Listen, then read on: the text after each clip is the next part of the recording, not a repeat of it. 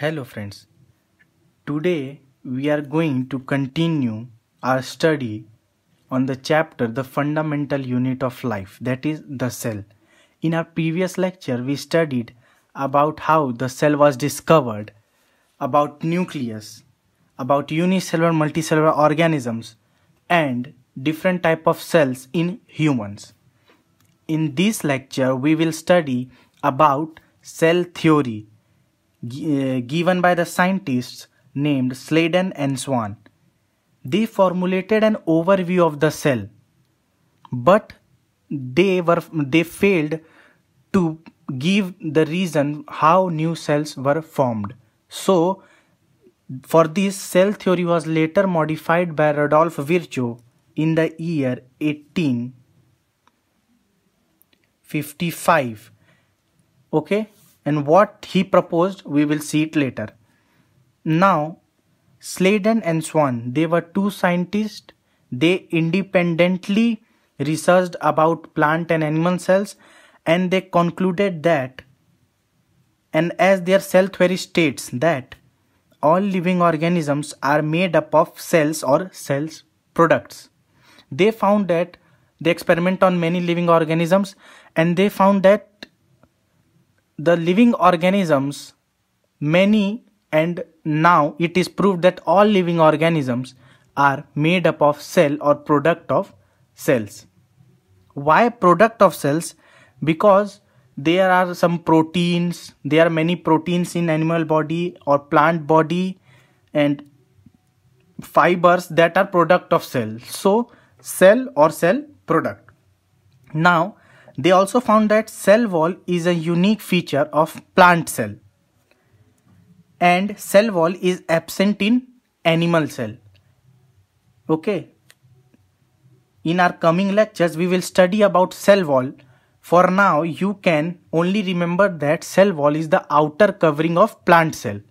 Why we are calling it for plant cell? Because cell wall is a unique feature of plant cell and it is absent in animal cell. Their third observation was plasma membrane is a universal character of cell. Cell wall is absent in plant cell. Cell wall is present in plant cell, absent in animal cell. So it is not a universal character. There are also some other cells where cell wall is absent like mycoplasma, some lower plants, but plasma membrane is a universal character and it is present in all cell without exception. Without plasma membrane, cell will never exist. Okay, this was observation of Sladen and Swan. Now, I told you earlier about Rudolf Virchow. He modified cell theory because Sladen and Swan failed to explain how new cells were formed. But in later years, Rudolf Virchow explained omnis cellula est cellula was a statement given by him. He explained that new cells are always formed from pre-existing cell. Okay, so this was the cell theory.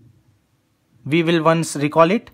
Cell theory given by Sladen Swan, modified by Rudolf Virchow, state that all living organisms made up of cell or cell products. Cell wall is a unique feature of plant cell. It is absent in animal cell.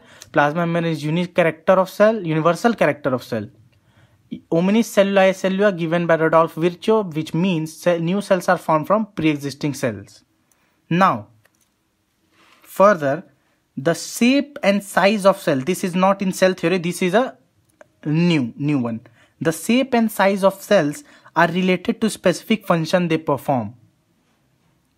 We have studied in the previous class about different type of cells in human body. Each cell is modified to perform a specific function. Now you can recall I have told you about RBC. The nucleus and other organelles are absent in RBC. It is a modification to perform its specific function, that is to transport oxygen. Now, each living cell has capacity to perform certain basic functions that are characteristic of all living organisms. Here it means each living cell has the capacity to perform certain basic functions that are characteristic of living forms. Means living organism exhibit some characteristic that we can tell about the living organism that it is living or dead by seeing the characteristics. Like If it is respiring, it is a living organism. If it is responding to its external stimuli, then it is a living organism, and many more examples are there. So, like we can take an analogy like human, our body is simply cluster of cell. So what function we perform is result of is basically a cell function is performed by a cell, because we are simply cluster of cell. So if you take like we respire, so cell respires, basically cell respires, so we respire. Digestion, we digest our food, cell also digests its food. So what function we perform is basically performed by our cell. Like in the next point you will understand quite easily. There is a division of labor in multicellular organisms such as human beings. Similarly, division of labor is also seen within a single cell.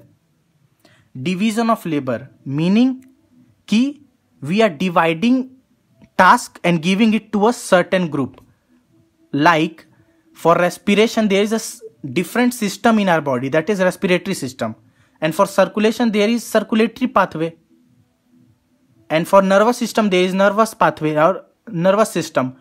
So we never, our body never interchanges the function between different organs. You can never see lungs performing circulation. Lungs are for respiration. So like in the cell, there are many components that are fixed, like nucleus for controlling of the cell, vacuole for storing the cell, storing cell waste materials and tannins or resins, for lysosome digesting the waste materials. So inside cell there is also a division of labor, be it a single cell or multicellular organism like us. Each cell has specific components within its cell known as cell organelles. Meaning, likewise in humans, we have different system. We have a certain different system for certain different task or certain different function. Likewise in cell, they also have specific component, and they perform their specific functions. So, and these components are called organelles. Like we have organ, cell have organelles known as cell organelles. Structural organization of cell. With the discovery of electron microscope in 1940, cell is a microscopic structure. It cannot be seen with naked eyes. So to see it clearly, discovery of electron microscope was very helpful. It was discovered in 1940s, and with this it was possible to observe and understand complex structure of cell and its various organelles. Now, if we study a cell under a microscope, we will come across three features in almost every cell. What are these three features? One is plasma membrane, nucleus, cytoplasm. Again, plasma membrane, nucleus, cytoplasm. There are many more components, but for now we are discussing about plasma membrane, nucleus and cytoplasm. So all the activities inside the cell and between the cell and environment are possible due to these features.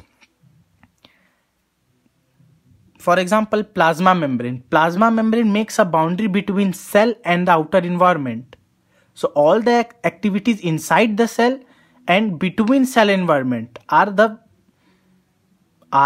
due to these features. Now in the next lecture we will study about plasma membrane, nucleus and cytoplasm. Okay? Thank you.